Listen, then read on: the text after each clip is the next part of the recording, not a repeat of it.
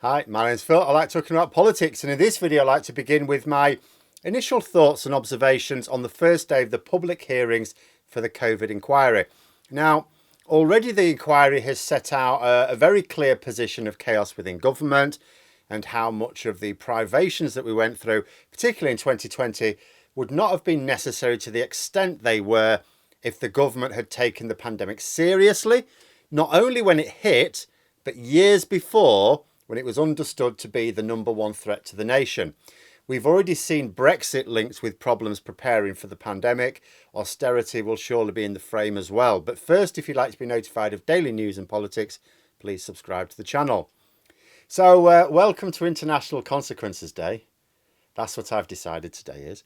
Donald Trump is going to be facing, I imagine, a very grumpy judge when you consider the charges against him. And here in the UK, we've got the Privileges Committee preparing their final report and the first day of public hearings for the COVID inquiry as well. So when it comes to Boris Johnson specifically and the Tories in general, there are often two excuses used to defend their ham-fisted approach to the pandemic. And we knew it was ham-fisted at the time because independent experts painted a very grim picture. But there's all the excuses. The first is that they were not responsible for the pandemic, which is true, and could not have known about it, which is not true. You know, this excuse aims to allow Johnson and his cabal to claim that they had to deal with this sudden emergency, and if mistakes were made, it was because there was no time for more thought. But this is a lie.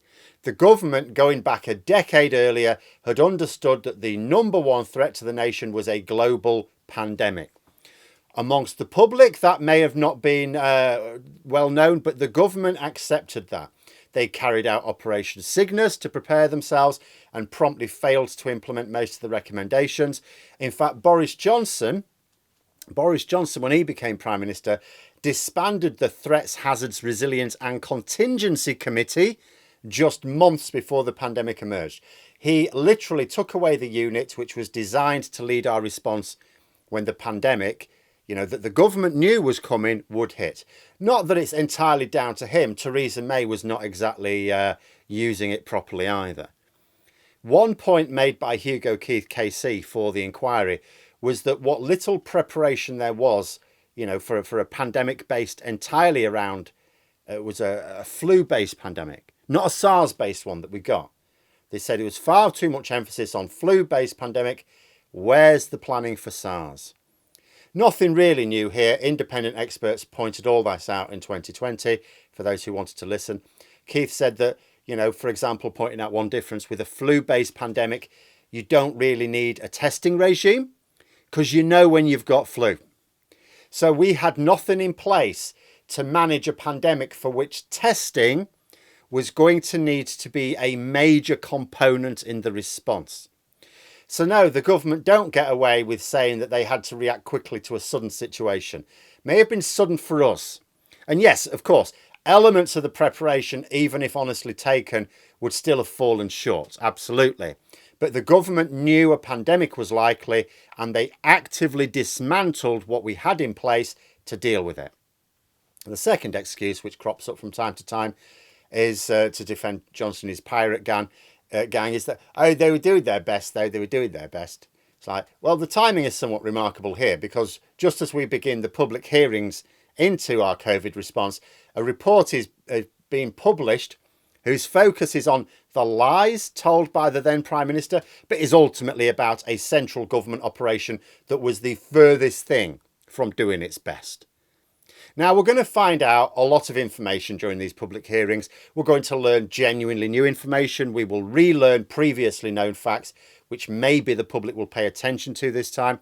See, back in 2020 and to an extent 2021, the public were giving the government a lot of leeway. Now, this is perfectly understandable. Rally round the flag in times of emergency and all that. Absolutely. But now that the emergency has died down and people are not treating the pandemic seriously enough, the public will be paying attention to this inquiry with a rather more critical eye and ear. I've seen some asking why it took so long to get this inquiry started. I approve of the timing. I think the timing is near perfect, in fact. It's happening at a time when the public are more likely to be receptive. Had it happened much sooner, that may not have been the case. It's happening at a time when the chaos surrounding the Conservative Party may be coming to a bit of a hiatus, so there's more time for the public to pay attention to it. And it's happening at a time when most of the work of the inquiry will have to now take place after the next election.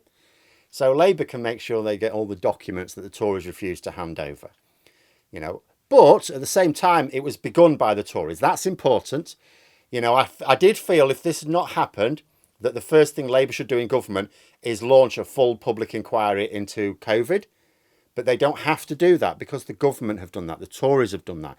And it's actually beneficial that the Tories have begun this. So there can be no complaints of a political stitch-up by Labour. They will try anyway. Of course they will. But it's a public inquiry led by a former judge appointed by the Tory Prime Minister, who will come under the brightest spotlight, Boris Johnson. The fact that it won't report conclusions until 2026 is of no great concern. Something like this is obviously going to take a lot of time. It might bother the Tories more than me, because it will make sure there is a steady drip of bad news for them, even in their first years of opposition. When they're trying to paint the new Labour government as incompetent, it's going to look a little bit silly as more information keeps coming out of this inquiry. But we don't have to wait until 2026 to find out what was going on. It's a public inquiry. We're going to hear a lot. We're starting that process today. For example, we saw an organisation chart of the various groups involved in decision making. Now, I'm not going to point at this and go, oh, that's a bit of a mess, isn't it? An organisational chart for a national emergency, I imagine, is going to have a lot of stakeholders and is bound to look a little bit complex. But this was the reason why a dedicated unit was needed to coordinate and plan. That is what is missing off this chart. Having Cobra on there prominently was not much help when the Prime Minister was failing to attend the meetings. Having the office of the Prime Minister itself on there seemed like a little bit of a waste of ink.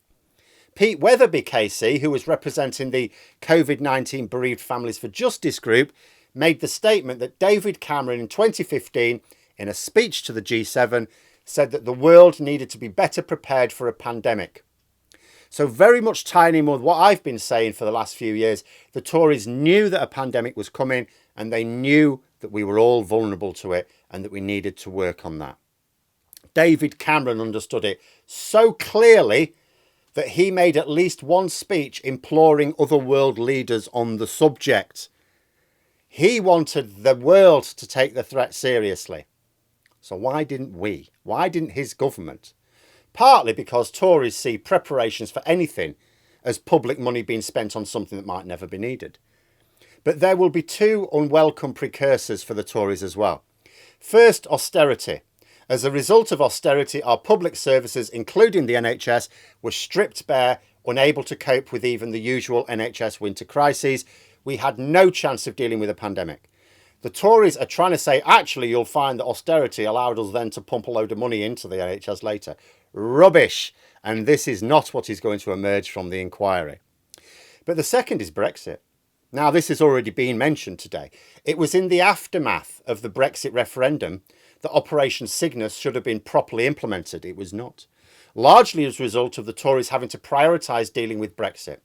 The most insane act of self-harm that any nation has committed since the Carthaginians decided to let Rome survive, led directly to being utterly unprepared for the most serious external threat we had faced for generations. And a threat that, as I say, they knew was coming. The inquiry will inevitably pick through the individual errors made by ministers, of course, but if there is to be a narrative drawing it all together, and there will need to be to learn lessons for the future, it seems impossible to me that austerity and Brexit will not be major frameworks onto which many of those individual errors are attached. Austerity weakened our NHS.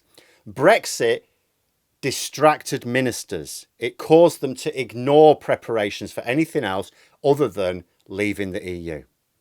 Indeed, as I say, a statement was made at the inquiry today which noted that the pandemic hit just as we were preparing for a hard Brexit, potentially a no-deal Brexit, which inevitably crowded out improvements to our preparations. I have a strong feeling that it will be impossible to disentangle austerity, Brexit and general Tory incompetence from the ramshackle and reactive way we bumbled through our COVID preparations. But there we are. Those are my initial thoughts. Let me know yours in the comments below. Hope you found the video interesting. If you did, please click the like button. If you'd like to support the channel further, the join button for memberships. And until next time, I'll see you later.